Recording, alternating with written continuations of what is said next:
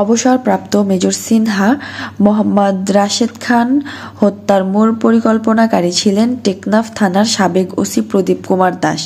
আর পূর্ব পরিকল্পনা অনুসারে ঘটনাস্থলে থেকে সাবেক পরিদর্শক মোহাম্মদ লিয়াকত আলী নিজ পিস্তল দিয়ে সিনহাকে গুলি করেন। এই গুলির আঘাতে সিনহার মৃত্যু হয়েছে বলে হাইকোর্টের একটি পূর্ণাঙ্গ রায়ে বলা হয়েছে।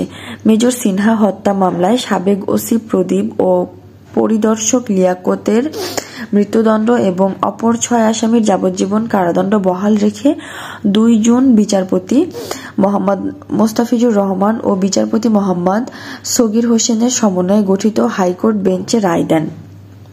বেঞ্চ এই রায় দেন।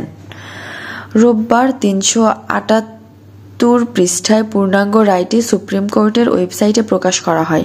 পূর্ণাঙ্গ রায়ে বলা হয়, সন্দেহাতীতভাবে প্রমাণিত হয়েছে মৃত্যুদণ্ডপ্রাপ্ত আসামি প্রদীপ আলোচ্য হত্যাকাণ্ডের মাস্টারমাইন্ড, পরিকল্পনাকারী ও ঘটনার সময় ঘটনাস্থলে উপস্থিত ছিলেন।